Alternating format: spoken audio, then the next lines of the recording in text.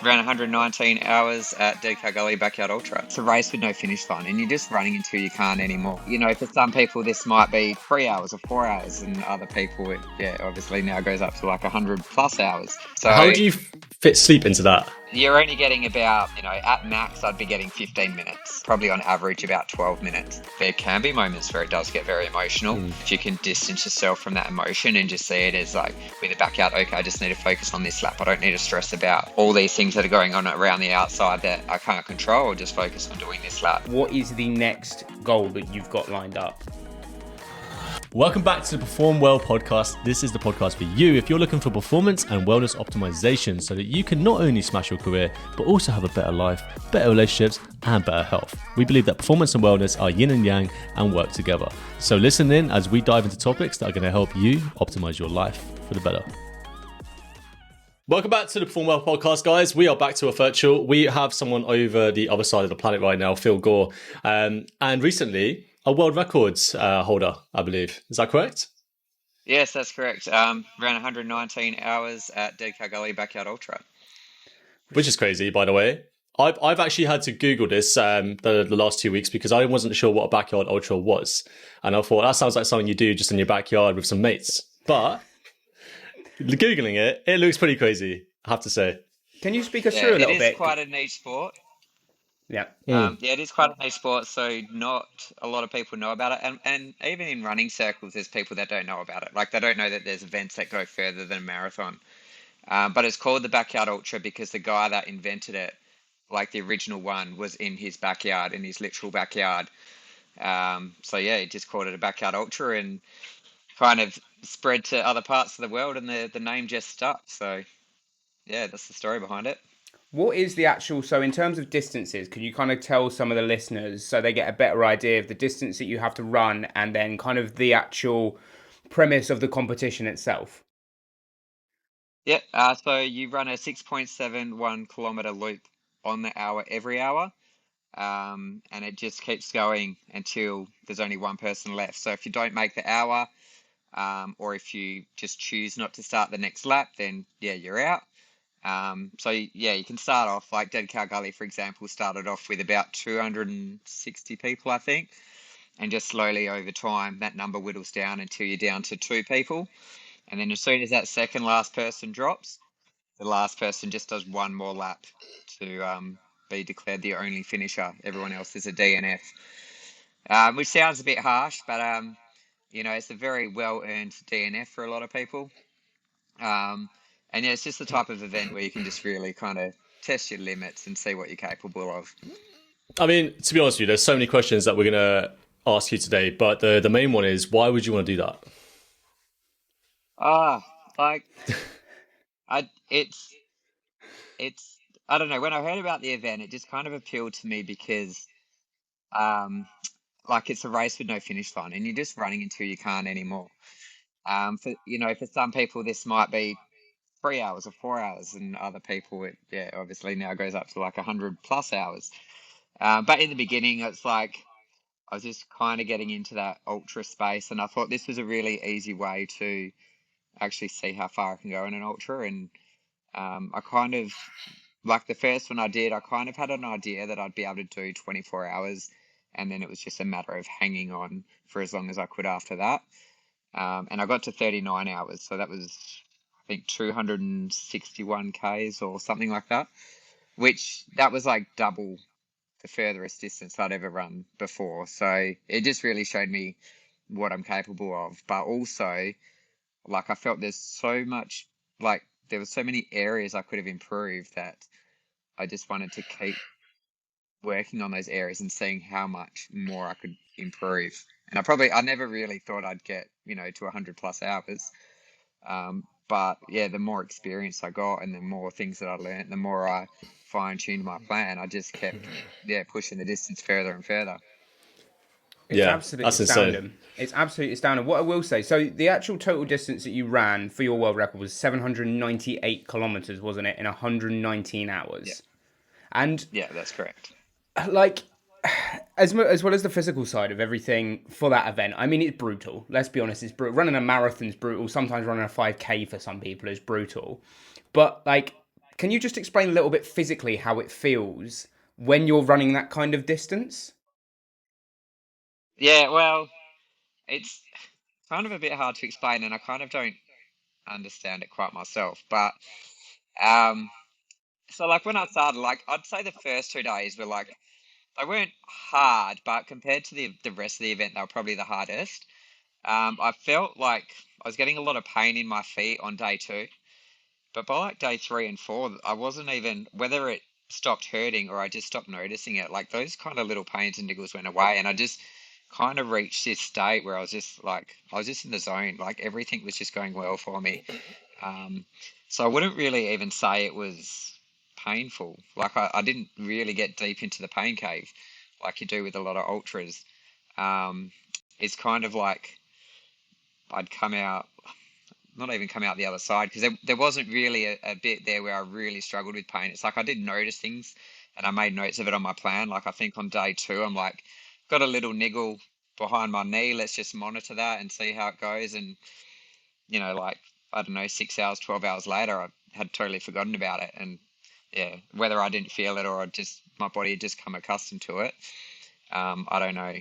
But I think if you had taken me from how I felt in lap 1 and magically teleported into my body at lap 119, I'd be like, what the fuck have you done to me? Like, why am I in so much pain?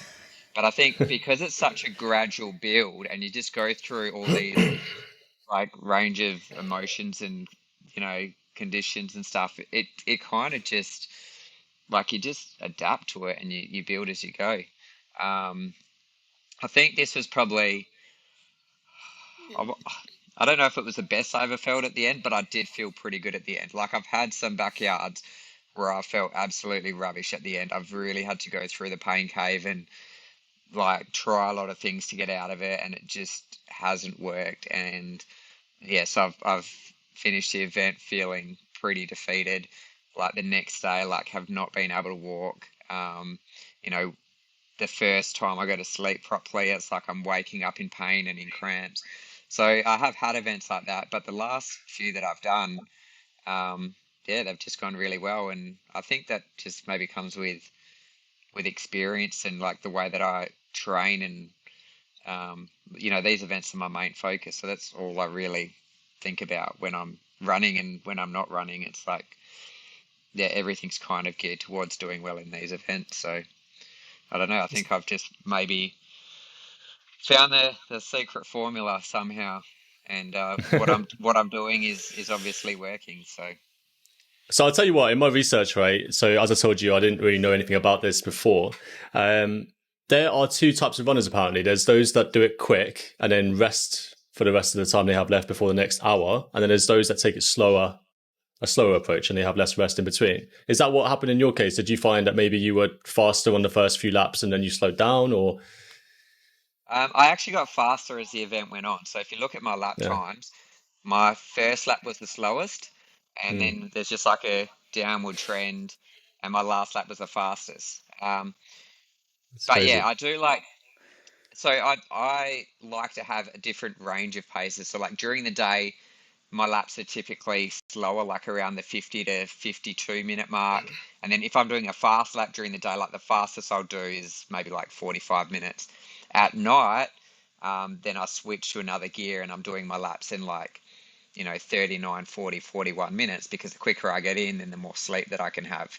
And then I will do some slower laps throughout the night as well, just to give my body that chance to recover while I'm out on the lap. But yeah, typically it's slow laps during the day, fast laps at night. And yeah, there was just a general downward trend. So like my first day, I purposely did slower. And yeah, by the end, like I think the last day, I did run the laps quicker on the last day just because it was getting really hot. And it's like the quicker I run the lap, the quicker I'm out of the sun. I can sit in the shade. I can have the fan on me. I can get the ice on me. So that's just how that event went. But I still, yeah, obviously still able to run my quickest lap on that last lap. And that's partly because I knew it was my last lap anyway. Like I knew Mm. the other guy wasn't going to be running that lap. So I'm just like, let's just give this lap everything I've got. And yeah, ended up running in like 33 minutes. You mentioned sleep. Yeah. How So do you fit sleep into that? yeah, you're only getting about at max, I'd be getting 15 minutes, probably on average about 12 minutes. Um, the first couple of days, or first couple of nights, sorry, um, it's not so much about sleep. It's more about just lying down, closing your eyes, meditating. If you fall asleep, that's a bonus. Um, but I'm generally not like super tired in those first couple of nights. By the time I get to the third night, I'm falling asleep a lot quicker. I can get into that deep stage really quick. So I could go down for like 12 minutes and my crew wakes me up and it feels like I've been asleep 2 or 3 hours. By the time I get to the end of the night, so I'll probably have like 9 laps overnight where I'm sleeping. And then, so you add that all up, that 12 to 15 minutes, it ends up being around 2 hours of sleep. But by the time it gets to sunrise, I kind of feel not like I've had a full night's sleep, but I feel like I've had enough sleep. Like 2 hours is not enough, but I think if I'm getting into that deep stage each time, it does feel like it's a lot longer. And yeah, when you get that sun come up, you get the sunrise, I'll go and have a shower, just feel nice and fresh, and it's like I'm ready to run another day.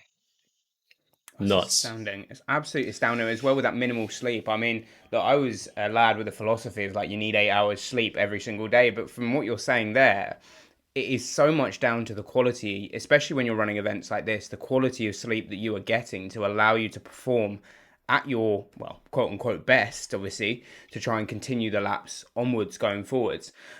The thing that comes with it as well, did you find though, with any of like the lack of sleep that you were having, that it caused any difficulty with the mentality to keep going?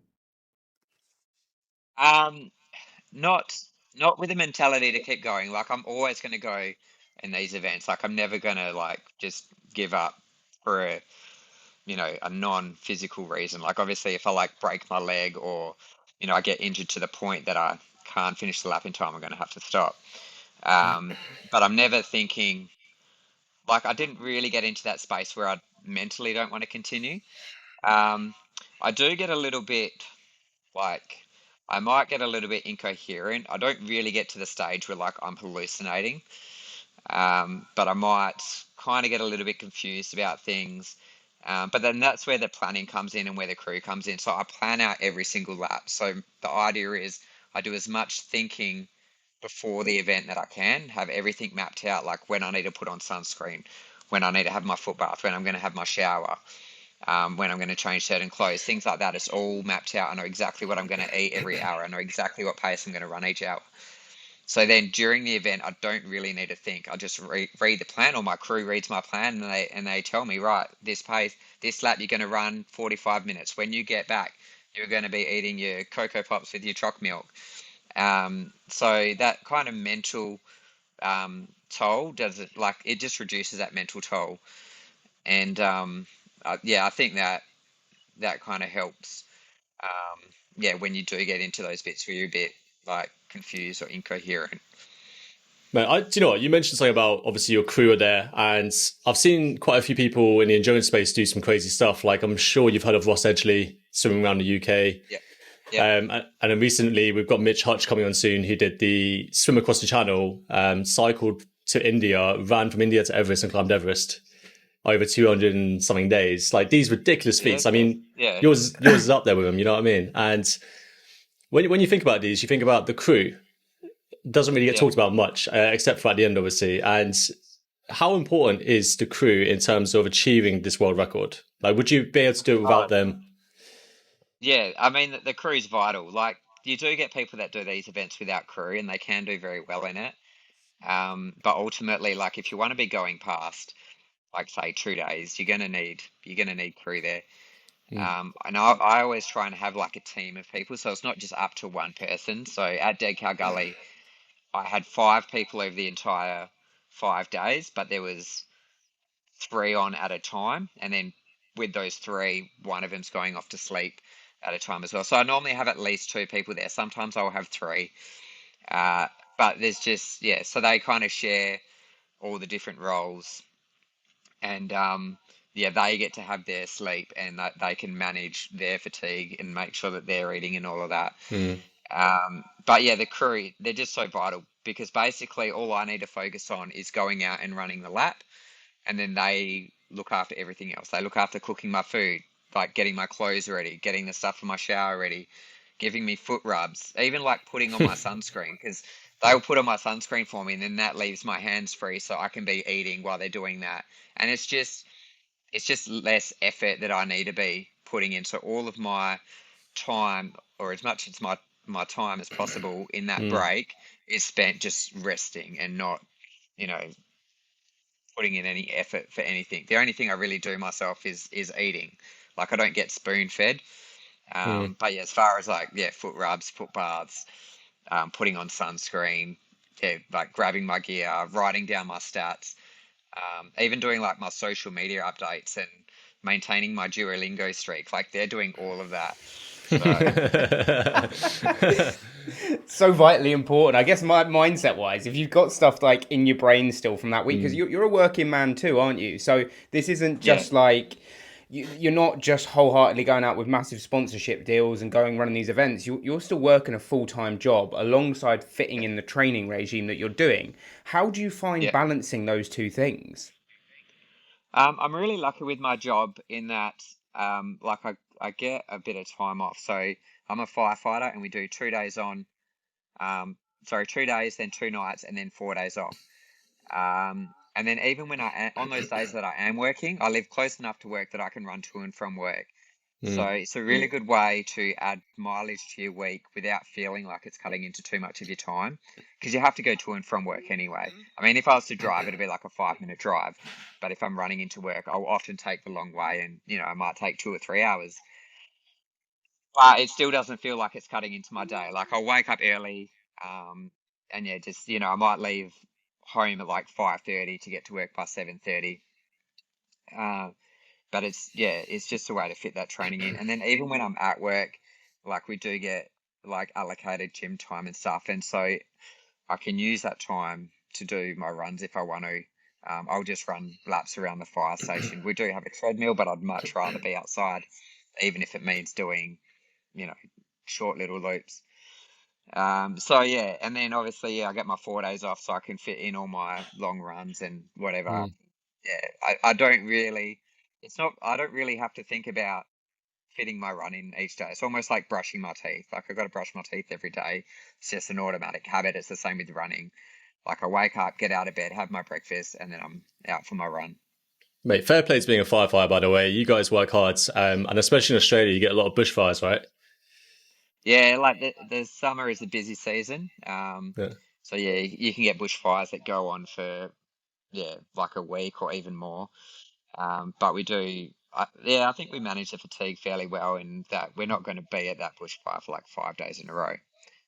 So we're all swapping out crews, and so we do get to our hours do get managed. There is a lot of downtime in the job, but then we also get really busy periods, and it's like when you're on, and you need to be really switched on. And like a structure fire, for example, might be like a 2 or 3 hour job, but you just got to be switched on that whole time. So you can go Mm. from sitting on the couch doing nothing, and then those bells go off, and you got to be ready to jump into action. In some ways, then, you would probably imagine that your job would give you some mental benefit when it comes to endurance running as well, to some degree, surely. Yeah, and I think it goes both ways. I think being an ultra runner definitely helps me as a firefighter as well. Mm. So yeah, I think the two do kind of go hand in hand. Like when I'm out there for, sometimes I might be on a fire ground for, 12 or 24 hours. And I just think back to like when I've done these long runs, it's like, Mm. it's nothing really. Like it's a different type of physical work, but it's still physical work and the mental work as well. So yeah, I think the two things kind of complement each other quite well. I'm curious, Phil. I'm curious. What's the worst job you've ever been on in terms of firefighting? If Uh, you, It'd be hard to narrow it down to just one, but I'd say that we go to car pranks as well, and mm, some of those can be pretty hairy. Especially like obviously we're dealing with dead bodies and like seriously injured people, and we got to cut them out of vehicles. So I think they're probably the most intense, and probably more so for the mental toll rather than the physical toll. Mm. Yeah, I can understand that completely because it is something I've trained a firefighter for a little while, and some of the stories he's told me are just absolutely cataclysmic. Like the stuff that you wouldn't even believe have happened. Sometimes I won't name names, but he's found like severed heads, like that kind of stuff on a job Yep, because of yep, people. It just what happens. You can't control what happens there. Do you think actually that yeah, kind of again ties into the mindset side of it? Because I guess when you're dealing with such intense situations like that, when you're running a backyard ultra, because it's so intense, you kind of almost conditioning yourself from these intense situations at work, and that's carrying over to the mentality side when you're running. Would you say that to be true? yeah. Well, I haven't really thought about it like that. But yeah, I guess there is some aspects of that. Um, that yeah, that is true. So yeah, like when I'm at these jobs, these like mentally demanding jobs, I really try to distance like the emotion out of it. And so to me, it's just a job. Like I didn't do anything to put these people in this situation. Like we've just rocked up, and now we're going to do the best that we can to get them out. But yeah, I do try to distance myself emotionally. Like, and we do. I think the brigade as a whole is pretty good at like doing that as well. So if we're coming to a car accident where there's dead bodies, we're using blankets to cover up the bodies, and we're only really looking at the parts that we need to see to like be able to cut them out. But we don't want to be looking at faces and things like that because that's the kind of stuff that sticks with you. So I guess when it comes to like backyard ultras and just ultras in general, there can be moments where it does get very emotional. Mm. And I think, yeah, if you can distance yourself from that emotion and just see it as like with a backyard, okay, I just need to focus on this lap. I don't need to stress about all these things that are going on around the outside that I can't control. I'll just focus on doing this lap. So yeah, there probably is some element of that. Now, there's something that I've noticed with endurance athletes, and I don't know what age you are, Phil. I'm not going to ask you because apparently it's rude. But I do realize a lot of endurance athletes tend to be slightly older than other sports. Like, there's something about being in your 30s or early 30s, going up to 40s, where endurance runners tend to have this older age on average. And I'm just curious, is that what you found with the backyard ultra? The ones that did really well were the ones that were slightly older, or was there a lot of young ones getting through? Um, yeah, there's a few young ones. So like Sam Harvey, who I ran with at Dead Cow Gully, he's about 10 years younger than me, or maybe, sorry, Yeah. 8 or 9 years younger than me. Um, but other than him, there's probably not really too many that are younger than me. So I will tell you my age. I'm 39. Um, but I I'd thought say you were like 29, mate.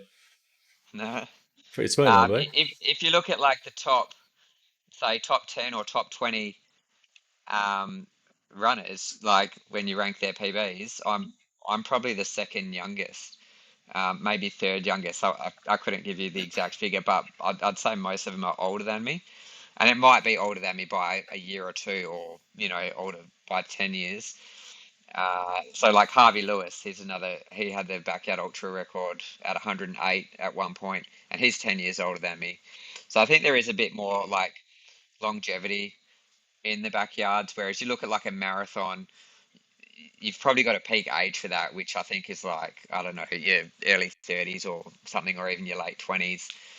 But I think there does seem to be a trend that as you get older, you run further. And I even look at my own history. Like when I started at school, I was doing like 8 and 1,500 meters, and I love those events.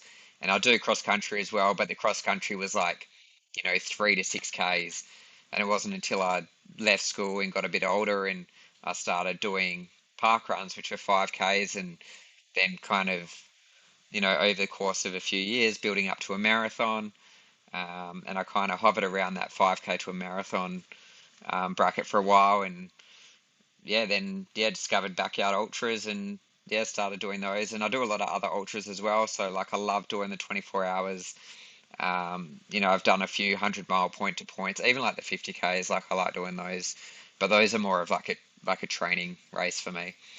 Um, so yeah, I don't know. I don't know if it's yeah. I haven't looked at the numbers or anything, but just from anecdotal sort of stuff, Hmm. I reckon yeah, the younger people are better at those shorter distances, and yeah, as they get older, it's like, well, I can't be fast at this distance anymore. I can't be competitive at this distance anymore. So let's just run a little bit further. Apologies for interrupting the podcast. We know you're getting fully engrossed into this episode, and we really appreciate you stopping on the video on YouTube or on Spotify if you found us through one of the search pages. Make sure to leave a review and a subscription if you haven't already. But we just wanted to interject a point here that me and Nick have 15 years of coaching experience between us, and it's only getting better as we've got better guests on the podcast. The only way we can do that, though, is with the growth of our program that we've just released. We've got a 12-month Perform Well program, which has just dropped, and we'd love you guys to get involved in it. If you want to learn more details, make sure to head to the description, as we've got our website in there, which can give you a full overlay of the program. We're looking to help career-driven professionals, entrepreneurs, small business owners, and anyone dominate their life by improving their lifestyle. Me and Nick like to claim ourselves as experts in this area, and if you want to check out some of our other transformations, I'm sure you do. We've got some amazing people who have performed so well off the back of this program. Have a cracking day, and we really appreciate your time. Let's get back to the podcast.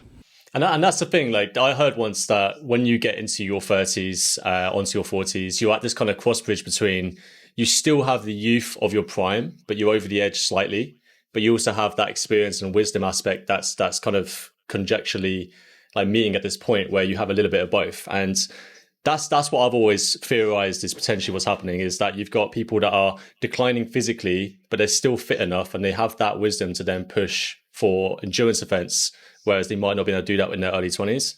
But I'm just spitballing. I could be wrong. It's interesting, though. Yeah. Well, I think with the backyards as well, like a lot of it is experience based. So, like, if you look at, like, I compared my times at Dead Cow Gully this year to when I ran 102 hours at Dead Cow Gully 2 years ago. And my times were actually quicker 2 years ago. Like, my lap times were quicker. But this time, even though the lap times are slower, I still felt a whole lot better at the end, and I felt a lot stronger throughout the whole race. I followed my plan a lot more closely. Everything kind of went a lot smoother. And I'll put that down to experience. Like, I think, like, yeah, even like when you look at my speed, like my park run time, I'm probably in like the low 17s at the moment if I went for a fast park run, whereas like 5 years ago I was like in the mid 15s. So I've definitely, like, I can definitely notice that I've lost that kind of top end speed in those shorter distances. But in the backyards, like every time I do one, I'm just feeling stronger and more confident, and things just seem to go a lot smoother. I mean, those times for I will say for parkrun times are astounding. I think there was a young lad he was talking about speed. I think, was it a 14-year-old set the record? There was a 14-year-old around like a 13:92 or something like that in terms of, but again, he's extremely young. So you're saying about this pacing side of things, when they're able to kind of cope with that. The thing we were talking about there is experience as well. Let's bring into the conversation a little bit kind of training, recovery, and diet as well, because you work alongside a nutritionist, am I right in saying? Yep. Yes, I've had a nutritionist for the last, I think 3 years. And every time we do an event together, like, we just, we're learning new stuff. We're tweaking my nutrition plan, all of that. So it's kind of at the point now where it's just, there's not a lot that needs to be changed. We still are learning things, but those lessons are kind of like minimal compared to when we first started working together, and there was like a lot of big changes. Okay. And what kind of stuff does a standard day, so say you're in the race right now, what would a standard day look like of eating over that 24-hour window? So I try to have like a bigger like main meal, say every fourth hour, and then in between it's just kind of snacky food. So those main meals will look like a bowl of oats, cocoa pots with choc milk, a ham, cheese and salad wrap, a burrito, like a microwave meal, like a butter chicken with rice or something like that. Maybe a cup of noodles. And then the snacky food, it's just stuff like Pringles or lollies or custard or chocolate pudding. So there's a lot of stuff that I wouldn't eat on like a day-to-day basis. Like, it would be considered like junk food. But for an ultra, it's great. Like it's fuel and it's food that I enjoy. It goes down really well. Uh, and I think that's one of the most important things in these backyards. It's no good having like perfect nutritional food if you can't eat it. Like there's foods that I've had and I just haven't been able to eat it. So I used to have a lot of sandwiches, and then I found like it's actually too hard to eat these sandwiches because when your mouth's dry and you can't swallow the bread, like there's no point having that on your plan if you're not going to be able to ingest it. So that's when we changed to the wraps because I found the tortillas are a lot easier to eat than the bread. And there's just always like little tweaks and stuff like that. And but yeah, Mm. it comes down to like what food are you actually going to be able to eat. It might not be considered like conventionally healthy, but for these backyards, you just need lots of carbs and you need it in an easy to eat form. I mean, I think we can both, me and Dan could both vouch for this because we went cycling last year, the length of the UK in 3.5 days. Now, me Yeah. and Dan didn't. So I think it's about 852 miles in 3.5 days, which is crazy. So what we found is that carbohydrates, you could eat literally anything you wanted, like anything sweet, anything like super high in sugar was perfect for those kind of events. But one thing we noticed was in the training, if we trained and eat the same kind of diet on the way up to that event, we'd often perform worse on the actual day. And we found that being more fat adapted before we did the race would allow us to perform better. So I'm curious whether in your training you adopted the same kind of nutrition or whether you had a more fat orientated diet or maybe slow complex carbohydrates. No, so I pretty much eat the same foods that I'll eat during the backyard, and this is it's just basically like I'm still training my body to be able to digest this food while I'm moving. And that's, so I think I need to make sure that that food's actually going to work for me. So anytime I think of adding something new to my plan, I'll make sure I use that on a training run because it might be good in theory and I might be able to eat it when I'm sitting down at home nice and comfortable. But then when I take it out on a run, um, yeah, there might be something about that food that I'm just like, well, no, this isn't going to work. So yeah, the food that I eat in training, it is like a mirror of what I'm going to be using in the actual event. Yeah, Nice. that makes so much sense, doesn't it? Because it is just that adaptation phase. I think there's a lot of Olympic athletes who say the same thing. There's no point putting something new into your diet that your body's not used to breaking down, and your gut flora will basically be like, well, I don't like this. So you react quite poorly to it. Now, since breaking this record, I want to go back onto that because I really want to highlight that point. I'm sure you've probably received some amazing messages from people. What is the best message that you have received so far? Ah, I don't know. There have been a lot of messages, and the thing that spins me out is these messages just come from like all over the world. Like this is just a little outback country backyard. Yes, it did kind of make a name for itself when we were there 2 years ago. Um, but yeah, I get messages from all these different countries. People just saying like how much I've inspired them, or they've told me that they've gone out and they've run for the last 3 days because they were inspired by what I did, or they've signed up for their first backyard ultra and they're just asking me for like little tips or stuff like that. So yeah, I don't know if I can pick out any one message. Um, but yeah, there have been a lot, and it just makes me realize like for me, this is just doing something that I enjoy, but it does have this much bigger impact. Like there were so many people that followed this event online, so many people that have followed me on Instagram, and it is making a difference to people's lives and people's attitude towards exercise and running and races and yeah, so I think that's kind of cool. No, I Yeah. completely agree with you, mate. I think it's done a stat. I mean, obviously, so my partner followed you to start with, and she said, "Hey, look at this guy Phil, who's I think you ran. There was another backyard ultra you ran. Was it a Sydney backyard ultra a Yeah, little while yeah. So ago? that was So about eight or 9 weeks before. yeah, she followed you off that, and then she said to me, "Say, hey, look at this guy," and I started following you. I was like, "This is insane! Like this for me is just absolutely mind blowing." I mean, like I still struggle running a quick 10K or just a 10K in general, but like it's really interesting seeing how things built up over time, your resilience, your perseverance with everything. Mate, you run with a smile, even though when you probably feel so knackered when you're running around there, it's absolutely insane. And I think that's what inspires so many people going forward because they see this and go, look, he's doing this and he's still pushing things on. But one thing I did want to talk about, and it's a video that you put onto your Instagram, because I'm sure people are interested in this, the condition of your feet after doing this. Because a Yeah. lot of people had questions for you, didn't they? They were like, how are your feet going to look after running 798 kilometers? And can you explain a little bit how they felt and what they looked like? Yeah, that video kind of went off on Instagram, and yeah, there was a lot of views, a lot of comments, a lot of likes. People just seem to love the feet videos for some reason. But yeah, literally, So, like you could not, if I put the videos side by side of when I'm putting my shoes and socks on at the start and when I'm taking them off at the end, you'd not notice a difference. So yeah, no blisters, no black toenails. My feet weren't even swollen. They did swell up on the following days, but only slightly.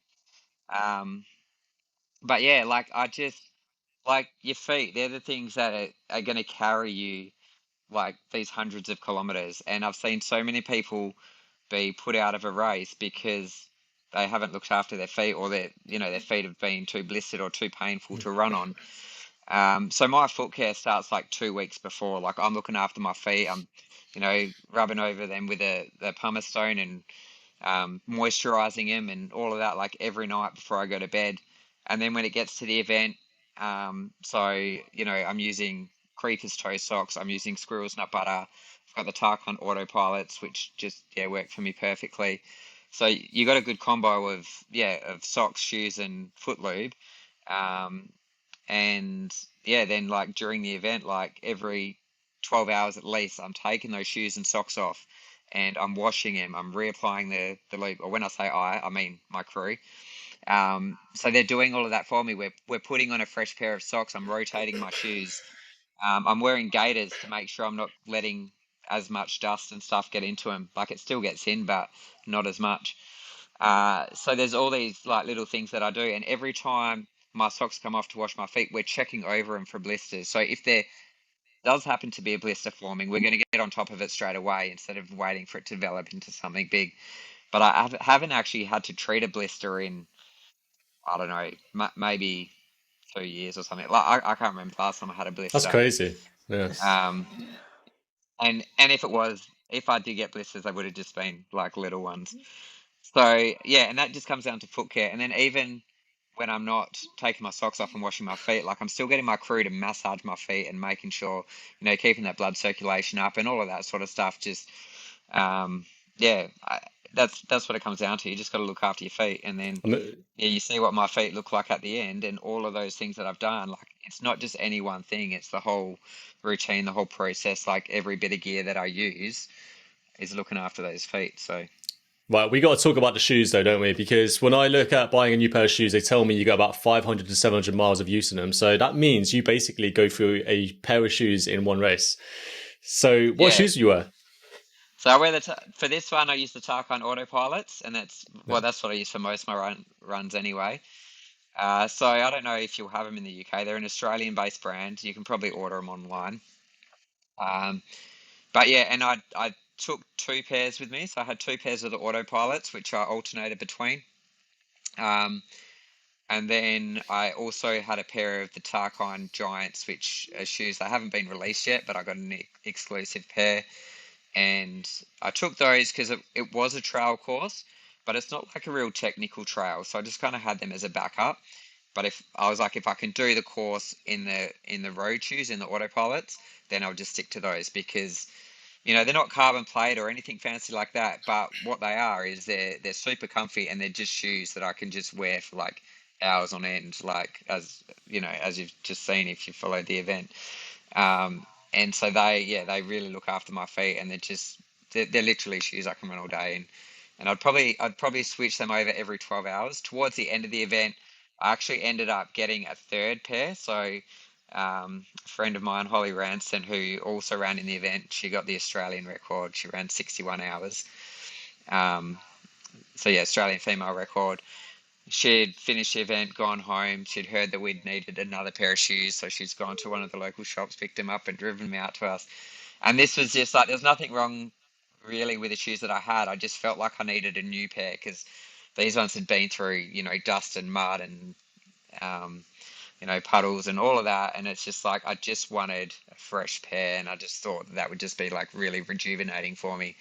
So yeah, she'd gone down and got the shoes for me. And so I had a third pair towards the end of the event as well. Yeah, I love Insane. foot care. Is obviously so important to you. When I was in the military, they I don't know if it was a joke or not, but we tried it. They said dip your feet into petrol, supposed to like harden the skin or something. But I was just curious whether you've done anything crazy when it comes to No, foot care I over the haven't years. heard of that. And from all the stuff I've read, and obviously from personal experience, the softer your feet are, the better. Like that's why I go over the callus and stuff with a pumice stone. I want to make them softer because if you've got hard skin, then that's going to create friction. Whereas if you've got soft skin, then that it's got a bit more give. So that's my sort of philosophy. Like, and that's why I do the foot care, the moisturising in that 2 weeks into the event is to kind of get them to that state. So yeah, I haven't heard of the petrol trick, but yeah, it's probably not something that I want to try. Disclaimer: wouldn't recommend it, guys. Wouldn't recommend it. What we will ask as well of you, Phil, is there's going to be a lot of people who watch this podcast, as I say, they're inspired by you, and maybe they want to go run a marathon, an ultra marathon, or even just get out the door and run a 5-10K. What would be like your best piece of advice to those people to go out there and just be able to do that? Yeah. So I'd say like if you're a non-runner and you want to get into running, just focus on consistency and just start small. Don't worry about your time or your speed, any of that. Um, just put on your shoes and get out the front door. And it might be you go for 500 meters and come back, but it's about building that habit. So it doesn't matter how far you go. You just want to get in the habit of doing it. Like for me, when I kind of got back into running, I made a commitment to every single day. Now, I understand that can be maybe a bit full on for some people. So even if you just make a commitment to every second day, and it's just about building that habit, and even to the point where, like, if you're really sick or you really don't have time, even just putting your shoes on, running to the end of your driveway and running back. It's not about the distance at all. It's about building that habit and building those foundations. And yeah, you want to be able to say that like you're building the identity of being a runner rather than I went for a run. It's like I am a runner. And yeah, just you focus on that and the distances and the speed and that it will increase as long as you're consistent. For someone who is already a runner, might have done, some 5K, 10K, whatever wants to get into marathon or ultra marathon, I'd say don't kind of just jump in the deep end. Don't go from running a 5K to running a 100 mile. You kind of want to build up, and those intermediate races are really good. So do your 10Ks, your half marathon, your marathon. Um, with the backyard, now I would say that that is the ideal race to use to get into ultra running because you just start, and all you need to be able to do is run 6.7 Ks. And if you can do that in an hour, then you go and you run another 6.7 Ks. And so it's a really good way to test to see how far you can actually run. So if you do it the way that the backyard is intended, you could really push yourself to breaking point and maybe do some damage. So you just got to be careful with that. Um, but yeah, it takes away the pressure of speed and all of that as well because all you want to do like 6.7 Ks in an hour, you're looking at like almost 9 minutes per K. I think it's like 8:48 or something like that. So there's no benefit to running super fast unless you want to get some extra sleep or something. But you don't need to run a 30-minute lap. You can run a 55-minute lap and you can just do that consistently. So it's just a really good way that a lot of people might do their first 100 miler because they're forced to pace.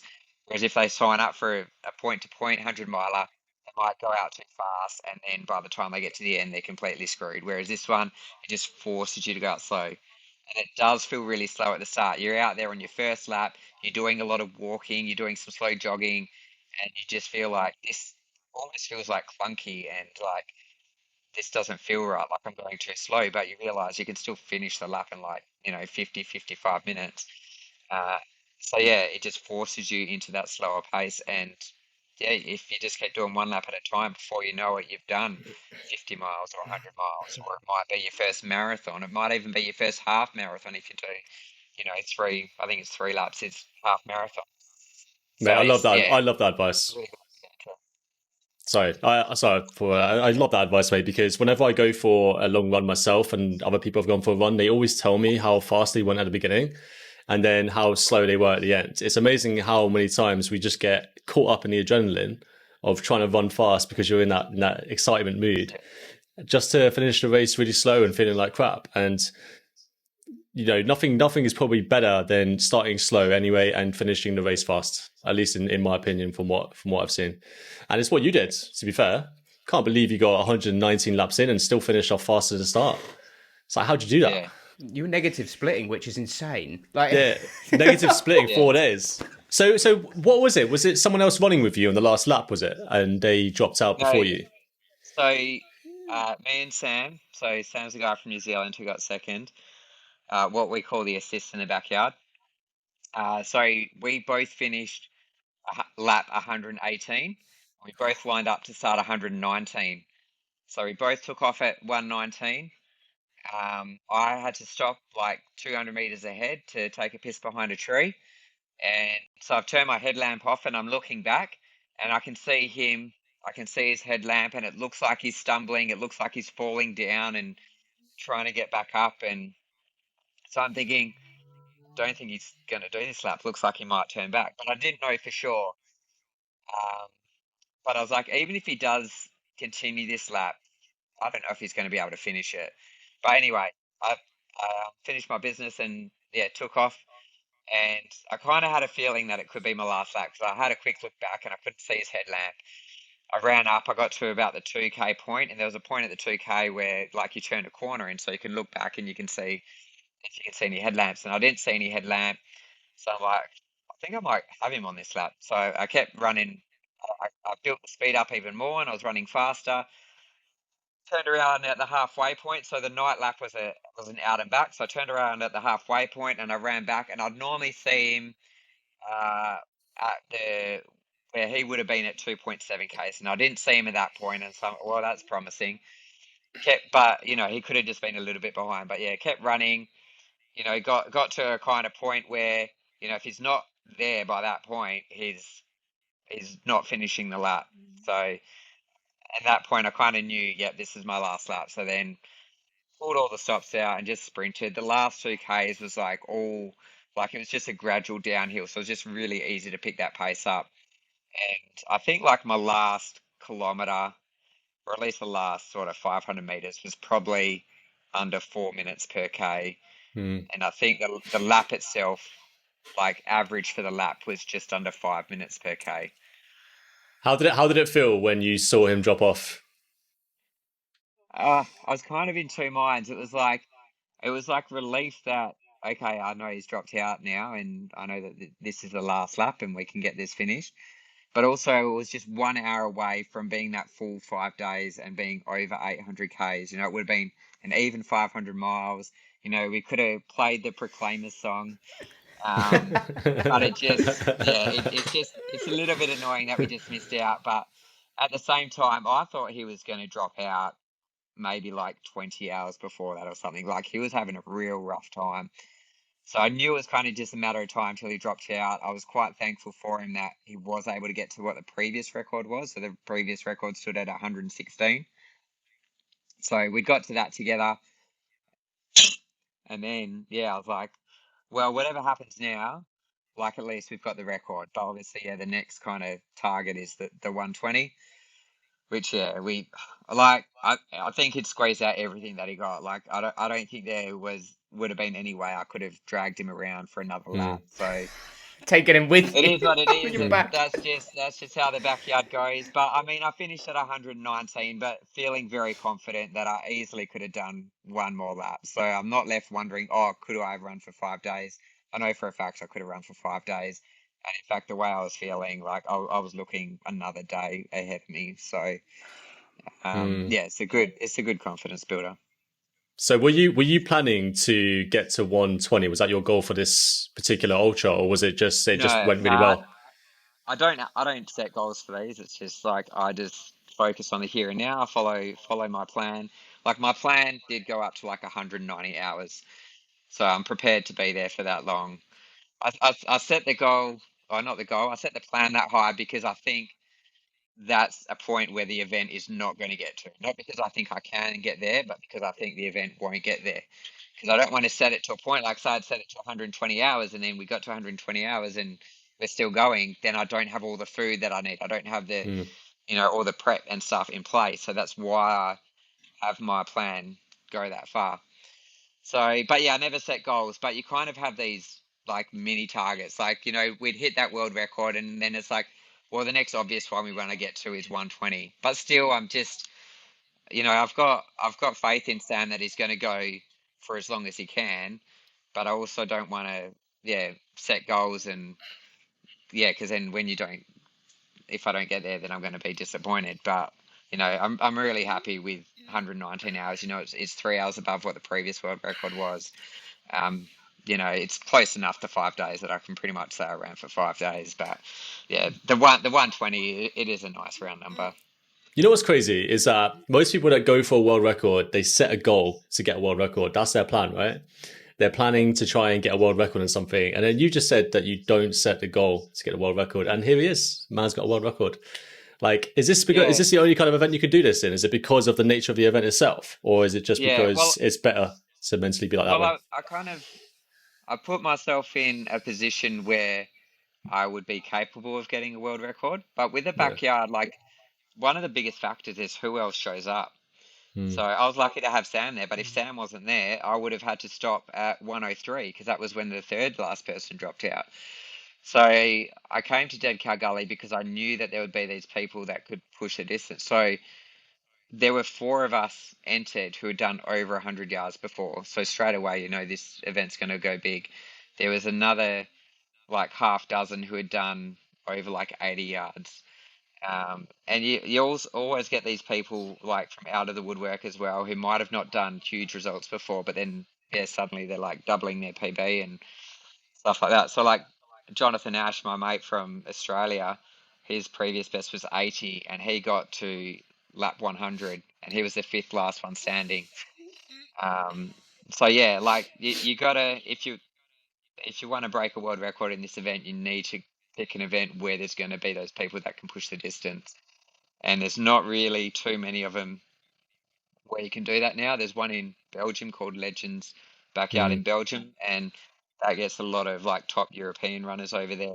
You've got Big's Backyard, which is the world champ. So basically, you need to qualify to get to that. You need to have a big number to be able to run in that event.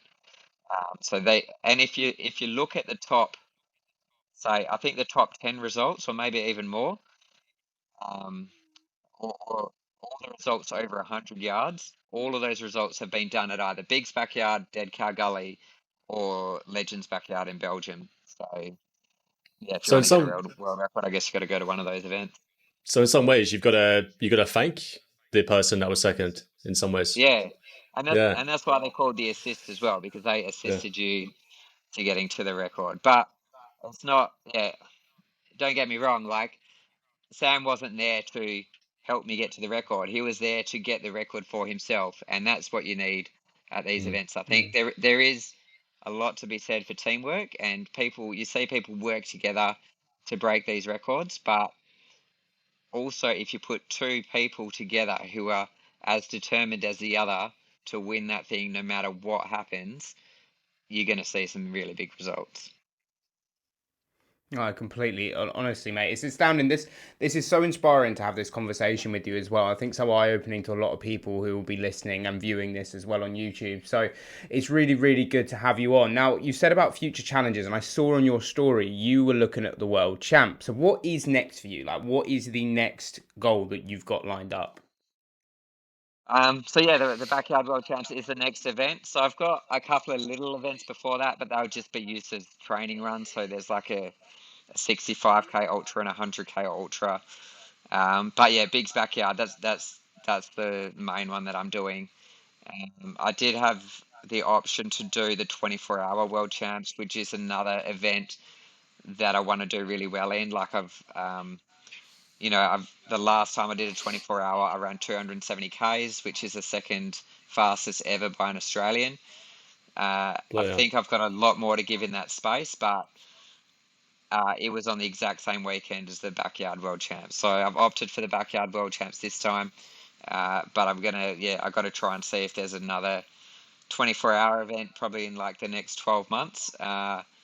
Because if I can do one before I turn 40, then there's an age group record I can go for. So there is the Asia Oceanic Champs in Japan next year, which I'll probably look at going to for that. But yeah, it like I can't really plan too far in advance because I just take it kind of an event at a time. So I've got kind of a rough idea of what I want to do, but nothing's kind of locked in. Right. I just want to say really, really good luck. Really good luck with it, mate. It's awesome seeing what you've done, and I don't think. I mean, personally, when I first heard about Backyard Ultra, I didn't know how significant that was until I looked at the distance you covered, and it blew my mind that you were able to do that. So awesome stuff, man. Yeah, cheers. Thank you.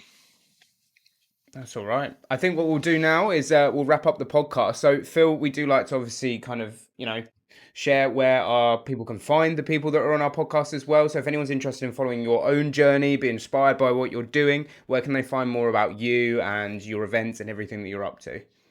Yeah, so I share pretty much all of my stuff on Instagram. So just phil.gore.ultrarunner. You can also follow my daily runs on Strava. So just search Phil Gore on Strava. You should be able to find me on there. I am on Facebook as well if you search Phil Gore, but I mean, that's just a copy of everything that I've put up on Instagram. So yeah, they're the three main places. Brilliant. Well, you better watch your space as well, mate, because I'm going for my triathlon in September. So I'm getting you on Strava, nice. And you can see the chaos that unfolds as I'm building into that. But no, we really appreciate you coming on. It's been absolutely fantastic. I feel great about listening to you, the ways that you go about things. I'm definitely going to look at sorting out my foot care because there are some calluses that need to go.